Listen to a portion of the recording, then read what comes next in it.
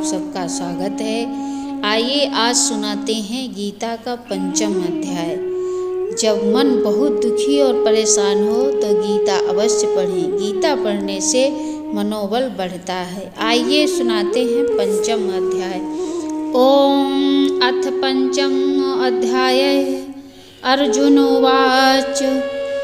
अर्जुन बोले, हे कृष्ण, आप कर्मों के संन्यास की और फिर कर्मयोग की प्रशंसा करते हैं, इसलिए इन दोनों में से जो एक मेरे लिए भली भांति निश्चित कल्याणकारक साधन हो उसको कहिए।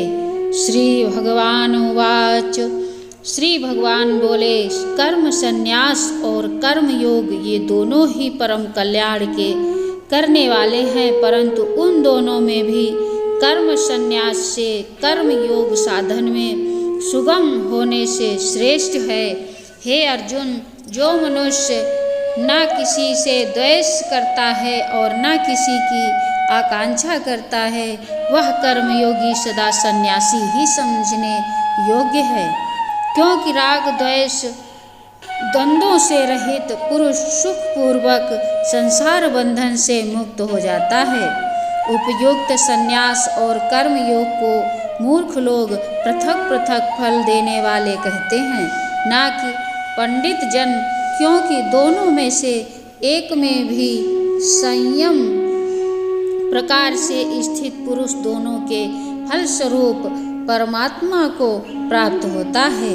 ज्ञानियों द्वारा जो परम धाम प्राप्त किया जाता है, कर्म योगियों द्वारा भी वही प्राप्त किया जाता है।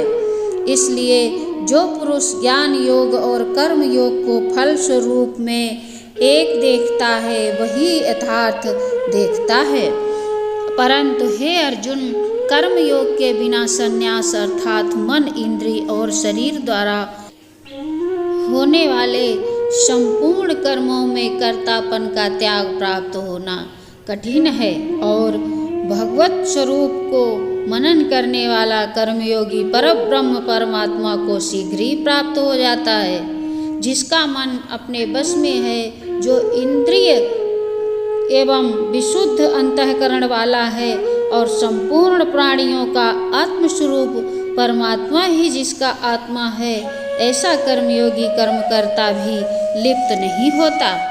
तुमको तत्व को जानने वाला संख्या योगी तो देखता हुआ, सुनता हुआ, परस्पर करता हुआ, सूंघता हुआ, भोजन करता हुआ, गमन करता हुआ, सोता हुआ, श्वास लेता हुआ, बोलता हुआ, त्यागता हुआ, ग्रहण करता हुआ तथा आँखों को खोलता हुआ और मूंदता हुआ भी सब इंद्रिय अपने अपने अर्थों में बरत रही हैं, इस प्रकार समझकर निस्संदेह ऐसा माने कि कुछ भी नहीं करता है।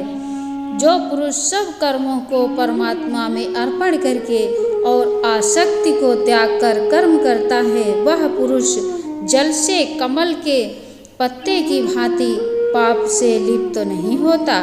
कर्मयोगी ममत्व बुद्धि रहित केवल इंद्रिय, मन, बुद्धि और शरीर द्वारा भी आसक्ति को त्याग कर अंतःकरण की शुद्धि के लिए कर्म करते हैं।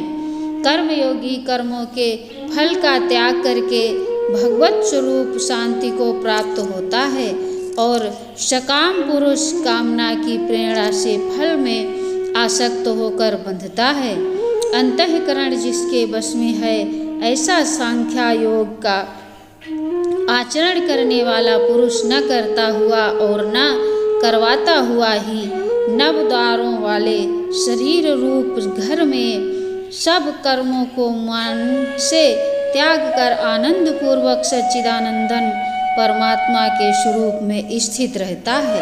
परमेश्वर मनुष्यों के ना तो कर्तापन की, ना कर्मों की और ना कर्म फल के संयोग की रचना करते हैं, किंतु स्वभाव ही बरत रहा है। सर्वव्यापी परमेश्वर भी न किसी के पालन कर्म को और न किसी के शुभ कर्म को ही ग्रहण करता है, किंतु अज्ञान के द्वारा ज्ञान ढका हुआ है, उसी से सब अज्ञानी मनुष्य मोहित हो रहे हैं।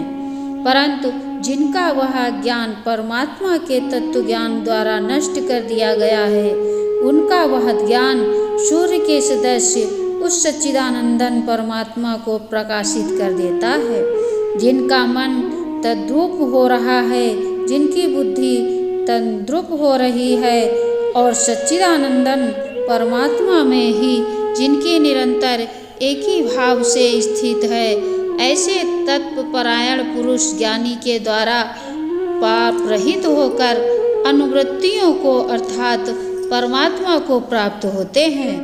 वे ज्ञानी जन विद्या और विनय युक्त ब्राह्मण में तथा गौ, हाथी, कुत्ते और चांडालों में भी समदर्शी ही होते हैं। जिनका मन संभावनाओं में स्थित है, उनके द्वारा इस जीवित अवस्था में ही संपूर्ण संसार जीत लिया गया है, क्योंकि सच्चिदानंदन परमात्मा निर्दोष और सम है।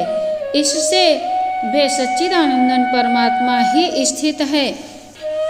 जो पुरुष प्रिय को प्राप्त होकर अहर्षित हो और अप्रिय को प्राप्त होकर उद्विग्न न हो, वह स्थिर बुद्धि संयम रहित ब्रह्मवेत्ता पुरुष सच्चिदानंदन परब्रह्म परमात्मा में एक ही भाव से नित्य स्थित है।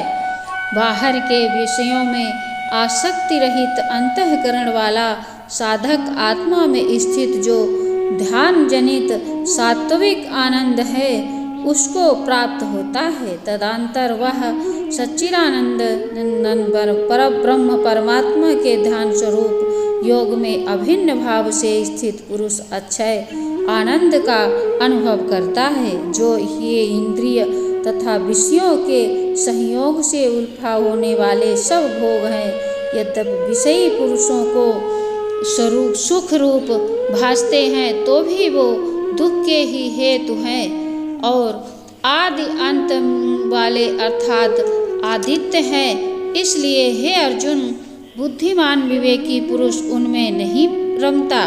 जो साधक इस मनुष्य शरीर में शरीर का नाश होने से पहले पहले ही काम क्रोध से उत्पन्न होने वाले वेग को सहन करने में समर्थ हो जाता है, वही पुरुष योगी है और वही सुखी है।